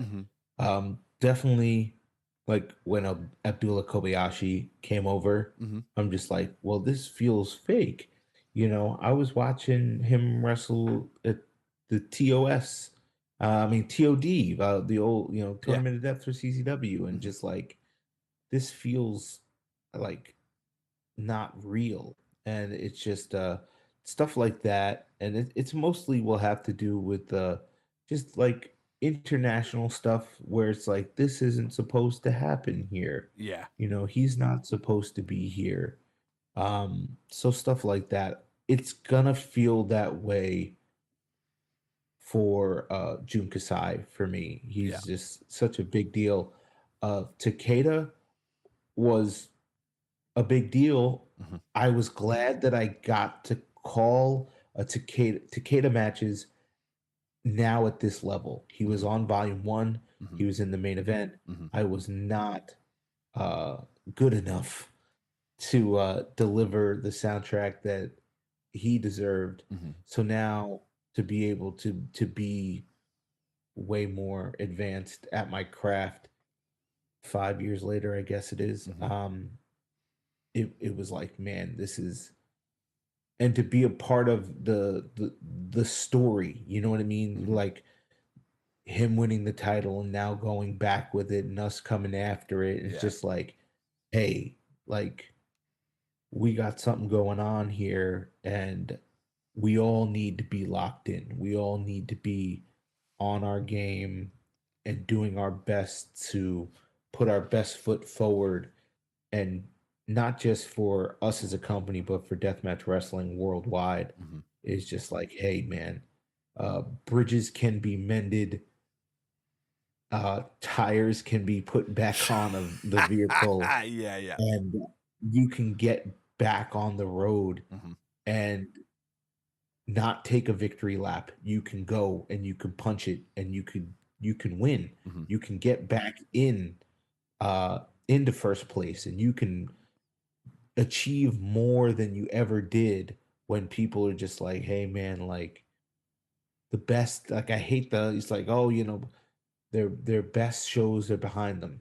I don't believe that. No. I don't, after Detroit and Chicago and the rip we've been on since coming back, I really, really don't believe that our best is behind us. I mean, I know what the Japan lineups are. It's just absurd. Yeah. Absolutely ridiculousness. And Dan's like, well, I got an open spot for so and so. Anybody, you want to message Ho Ho and see who's over there at Dragon Gate? Maybe pop somebody over. And I'm just like, what? Like, he's like, we got Sekimoto, we got, Quiet Storm, we got some more hybrid guys, MM3 and Tommy can also wrestle. Everybody can wrestle. Yeah. But you know what I mean? More well known for the hybrid style. And it's just like, man, what world are we living in that these people are just available? Yeah. That it's just we can just pick these, because whenever an American company would bring over international talent, it's not a whole talent pool. No. We're going over there and it's like, who do you want? Yeah, And it's because like, they all live here. Like, they're all just around. Like, Yeah. it's not like, oh, there's So one airline ticket and Kobayashi is on it, Yeah. and then we'll put him in as many kind of matchups as we can. It's like, who do you want in all of Japanese wrestling? Like, yeah. And it's just crazy because so much is available. Yeah. And when he showed me like the options, the list, like The list. before even the matches were formulated, it's just a list of who's available, and you're just like, so wait. What are you telling me here? It's just like everyone, like, he announced who's going to be on there. Everybody sees who it is. There's no wild surprises. No. Everybody's announced, but it's just crazy when you think about it. It's like, oh yeah, Daisuke Sekimoto, cool. Oh, Masashi Takeda, cool. Oh, fucking Jun Kasai, cool. Oh, Rina's on the show. Rina's debuting in the chains. Oh, cool. What the fuck? Yeah. It's like, oh, Masaoka's on the Yeah, I show. was about to Oh, say cool. What? Oh, Ito? Yeah, sure. Just roll him in. Like, Yeah, fucking, it's fine. yeah. And it's just honestly, um, having Ito when he came over WrestleMania weekend Mm-hmm. and worked for us against Eric Ryan, and we had what's his name, referee Kitoge, is that his name? Kigo, something like Not that. sure. I'm I'm sorry. gonna get in trouble. You're gonna edit this shit out. No, I'm not editing Um, shit. but but so when Ito came over and wrestled Eric Ryan, Mm-hmm. that was like the jumping off point for this Mm-hmm. tour. Yeah, Was sure. like, That was the beginning of it. yo, this is doable. Mm-hmm. Like nobody really booked him when he came over here. He might have had a match or two, Mm-hmm. but nothing really on the wild radar. No like GCW stuff or Mm-hmm. anything like that. And he came over, and him and Eric had one of the best death matches of the weekend. Mm-hmm. And they went back with nothing but good things to say about us. And Mm-hmm. lo and behold, it's like this new venue's opening up, and it just kind of all fell into place. It's pretty crazy. It is a shame that Eric isn't going to be on this tour. Hey, like he was one, and I said this on the podcast. Geez, back in the day, talking with Jeremy and Sean about it. Like Eric, for me, didn't all the way click as one of my favorite deathmatch wrestlers. I told him this as well. Yeah. Until I saw him live, until I saw the absolute intensity in which he operates at all times. And sometimes that kind of stuff doesn't translate through like a hard cam in the top of a venue. You know what I mean? Sure. Like when Sure. I'm right there and I'm watching like the way he delivers everything and stuff like that, I was like, this man is one of the best in the world. Like I truly believe it. He's unbelievable. And he even said himself, when he was on the show, he was like, leading up to now, he's like, I wasn't. Like, he's like, what you're saying from me, like, and what you were maybe not clicking with, he's like, I was dealing with all these medical issues, his hands were going numb, he was dealing with all this, and he's like, I wasn't dialed in. He's like, now that I've gotten it all sorted, I can be again. And I was like, fuck, man. Like, yeah, a real one, eh? Dude, he is and obviously, like if anybody who watched the ICW Chicago show and him popping up and wrestling John Wayne Murdoch one more time, and a lot of the stuff that I said about, him and being a locker room leader when we really needed one, and not realizing, like a lot of people didn't realize how much pain he was in and how much discomfort he was in, and to still perform at that level, even being in such discomfort and long car rides and long plane rides, and being cut up all weekend and wrestling 2-3 times, and still giving the locker room speeches and looking after everybody, and just giving more fucks than he needed to. It was it's hard to replace somebody like that. And us going to Japan, and him taking his step back, and I don't really know if he's done. It's one of those things where he asked that me and Ron do commentary on him and John. It was a request. Sure. When I was in Boston, I guess he didn't know I was back. He was watching the show, and he texted me and he goes, "You're back?" And I said, "When I can be, yeah." And he goes, "Okay." And then some time passed, and he's like, "Will you be in Chicago?" And I'm like, "Yes." He's like, "I don't ask for anything ever, but I'd like, can this be done?" And I was like, "Yeah, of course." Make it work. So it meant so much to him, because, and I would say this all the time, it's like they will give absolutely everything inside the chains, so I will give everything in return. And that, when I say everything, obviously I'm not bleeding a bucket, and it's not just about me yelling loudly. my everything is doing my research and honing the craft to the point where I can deliver the performance that matches what you're giving inside the ring. Yeah. And you having something that you can be proud of in the long run instead of having to watch these brutal death matches that you killed yourself in the middle of and have to watch it on mute because some guy was trying to get his fucking stand-up comedy routine off. Yeah. So that's what I mean, where is if you give everything, then I will give it in return. And it's just it's not quite as very much not quite as physical. Yeah. But Mhm. Eric always returned the energy, and I did the same. And I think he's one of the greatest ever to step in a wrestling ring. He's one of the smartest wrestlers I've ever come across, and I learned so much from him. Um, and we didn't even really become close till much later. Mhm. And it's so funny. Quick Eric Ryan story. We were in Michigan. Every time that I see him, we just say, "Hey, what's up?" Nothing crazy. We weren't bros. I don't smoke, and I was kind of on my own. And Kerry was there with us that weekend, and Eric walked by and like smacked me on the ass. And this has never happened ever. She was like, she calls him Jorts jokingly because he used to wear jorts when he wrestled in GCW, Mhm. and she couldn't remember his name. So she'd be like, "Is that Jorts?" And so he smacks me on the ass and keeps on walking, doesn't say anything. And she's like, "Did George just smack you on the ass?" And I was like, "I think so." And she wasn't at every show. She was like, "Are y'all cool like that?" And I'm like, "No."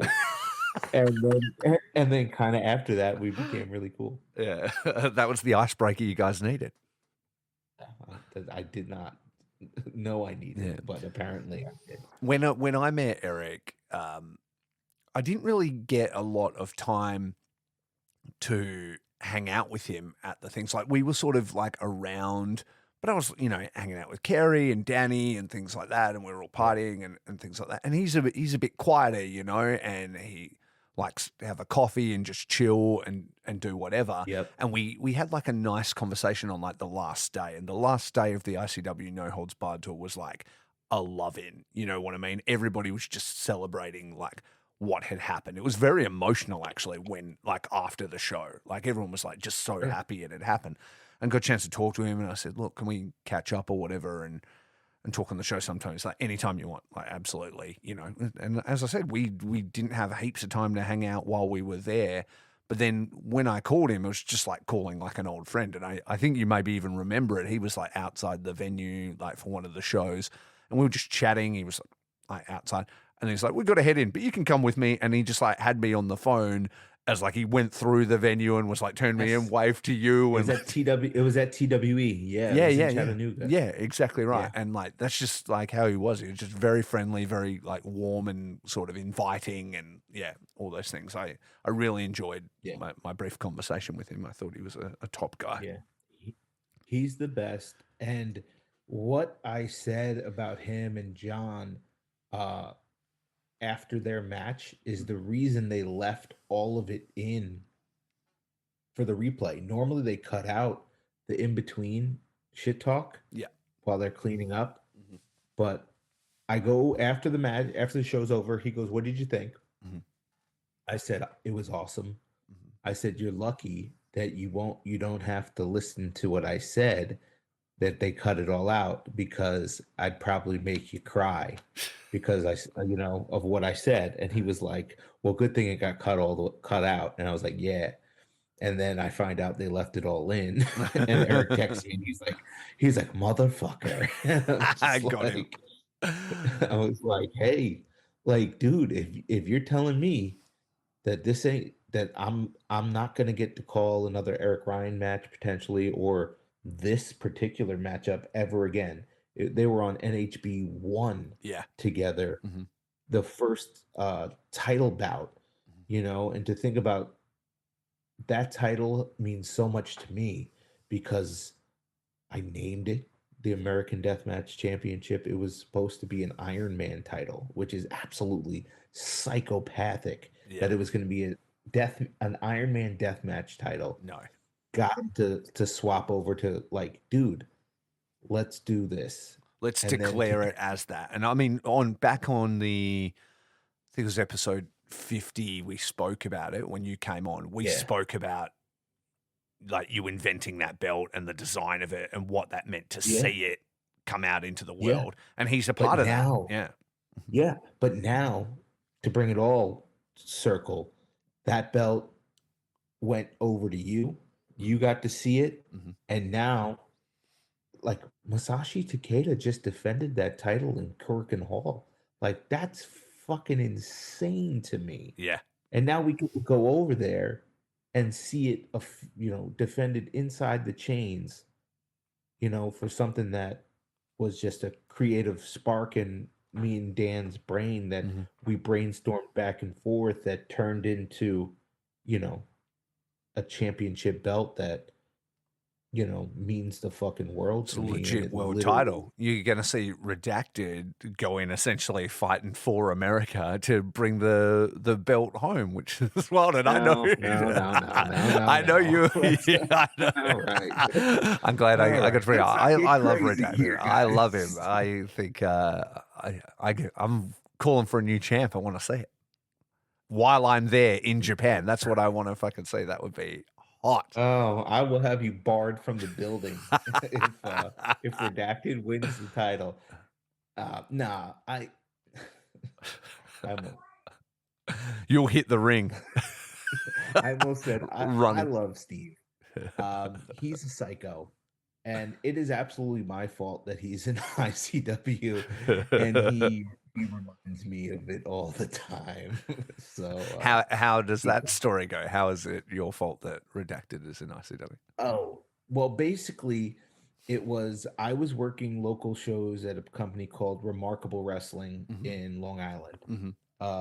Dr. Redacted was living in Long Island at the time also, so I would see him at these shows. Sure. Obviously, he watches wrestling and watches deathmatch wrestling, so he knows that I am instrumental in ICW No Holds Barred. So we would talk about it, and I would give him the cliff notes on how to approach Danny DeMonto, because if you do it wrong, it's game over. Never. So I was basically like, don't ever talk to him, ever. Don't message him. Don't say, please book me. Don't do it. Let me take care of it. So I would just drop hints to Dan, and he'd be like, the Dr. Cube guy? And I would be like, yeah, he does death matches? And I was like, yeah. And he'd be like, send me one. And there wasn't really too many to send. So I was kind of like, well. And then Danny got booked on a Remarkable show. So they were in the building together. So I was just like, hey, Steve, this is Dan, blah, blah, blah. And they got to talking a little bit. And then I had obviously the inside track that on one of these Jersey shows that somebody was hurt and had to pull off. So didn't he? Yeah, it was Battle of the Tough Guys. See, look at my fucking memory right now. He came in and I was like, who the fuck is this guy? I'm like, is this the Dr. Cube guy? Was my thing. Yeah. So that somebody drops off and I go, Steve, message him right now. It's game time. And here we are. A fucking nightmare. A waking nightmare in a pair of scrubs. Yeah, I love him. I think he's got something pretty special about him, and I like how he conducts himself. I like what his values are, if that makes sense. And we get on well, and he's always available, and he's just I think a good person. But I don't have to try and call matches while he's wrestling. So. Yeah, he's just ready to rock. Yeah, and the crazy thing is that he definitely gets a lot of distaste just for the way his unbridled aggression and Mhm. some people are like he's unsafe. It's deathmatch wrestling. It's all Everybody's unsafe. unsafe. Like it's all crazy. Yeah, Like yeah. I don't know what to tell you. Like are you upset that he doesn't know how to put a wrist lock on in the pile of glass? Yeah. Like I don't know what to tell you. But yeah, man, it's pro wrestling, Yeah. It's so many different flavors and so many different varieties that you can't check every box. And Sure. the thing that I learned with ICW is that at the pinnacle peak of ICW, it's because the fans were passionate and the haters were just as passionate. Mm. And everybody was watching it. Mhm. And whether you loved us, you watched. And if you hated us, you watched. And it led to us dominating just the numbers on IWTV. Mhm. And we're now getting back to that point where the product is so undeniably good Mhm. that even if you hate whoever, Mhm. me, Danny, anybody, you have to watch it because it's just that good. Yeah, exactly. You can't like death matches and not enjoy what ICW is serving up. You just can't. Like it's fucking Yeah. the talent is just next level, and then like everything you guys. Yeah. So the actual production level is so good as well. It's not like some bullshit. Like you guys are dialed in, and that stuff is hard, man. Like I've found that like teething issues myself in doing stuff, and there's various people involved, and you kind of like send a certain thing to people in production, it comes out a different way, and that stuff Sure. is not easy to dial in, and Yeah. just the fact that it's always cooking, it makes it must watch Yep. for sure. Definitely. And I'm so happy to get back to that point. Mm-hmm. And with me, people who know me well enough, like if you just met me, you probably think I'm an asshole. If you have gotten to know me a little bit more, it's just like I'm gonna bust your balls a little bit. And same reason why I have no issue with Danny. It's like we grew up with the same types of people. So like You're very nobody busts his Australian in that balls. way, right? Like it's sort of like a shine of affection in Australia. Like if you're not calling Yes. your friend a cunt, who are you? Who are you even talking to? You know what I mean? Like Exactly. it's like he clearly Exactly. hates me. Like it's the vibe. Yeah. So and So you and I immediately had that relationship, and then Danny's that way too. And so it's just I think other people maybe don't get that sort of yeah, affection. it's I just guess. it's fine. It's just different. But like with Dan, I would just joke and he'd be like, "So you're just gonna do the Jersey shows?" And I'm like, "When you make the shows good again, I'll be there."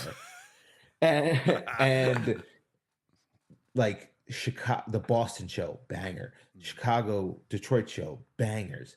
And I even told him this weekend, I was like, if I could be there, I would be there Mhm. because the Chattanooga lineups are fucking fire. Mhm. So much so that I don't ever do this. I'm talking to you right now, and I have them playing right next to me because that's how, like, we're back. I'm in it. Yeah. And it's like if you build it, they'll come. Mhm. And if you got to keep it though. You got to keep it going. Mhm. And we're back. Yeah. And it's fucking top tier. And That's I don't think anybody in America is doing it better.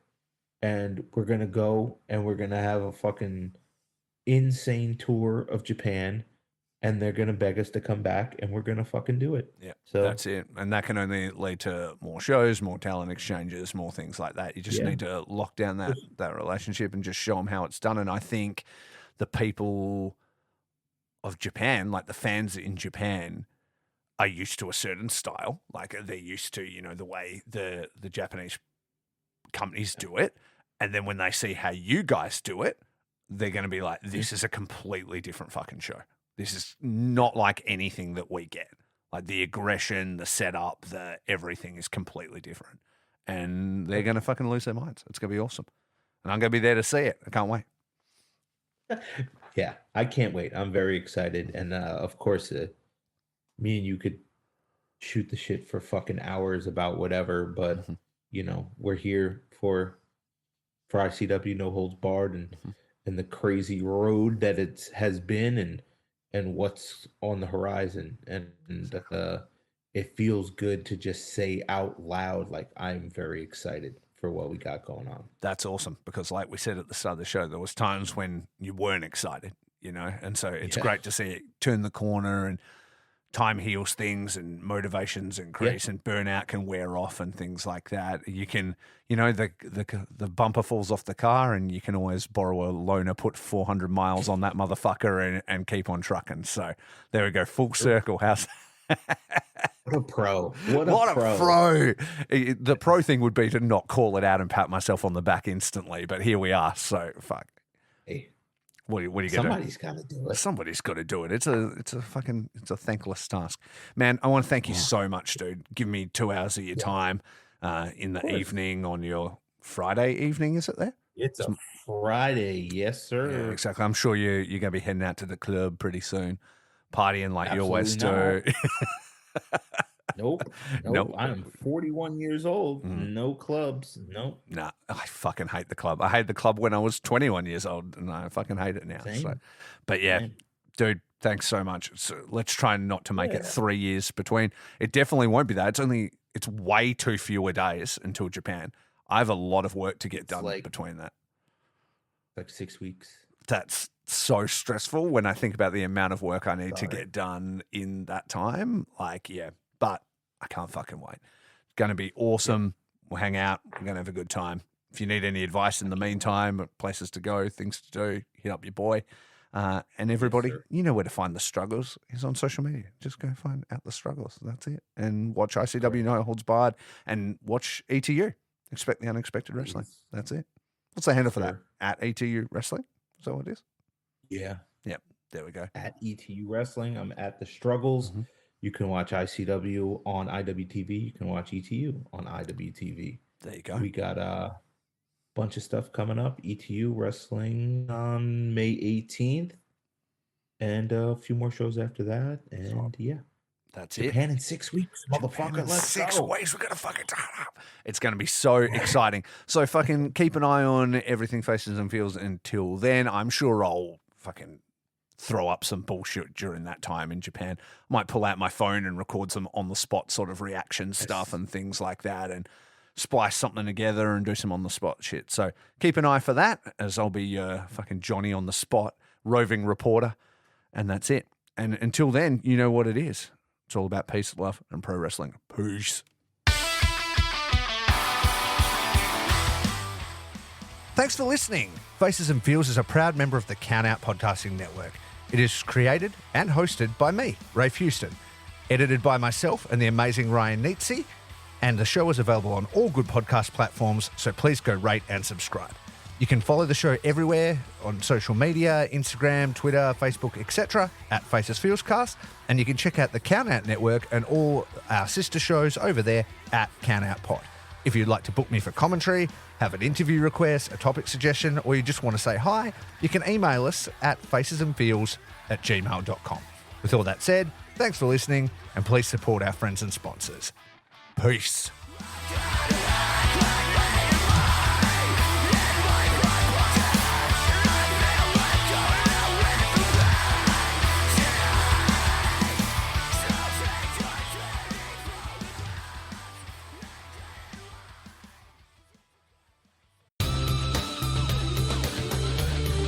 This has been a Count Out Podcast.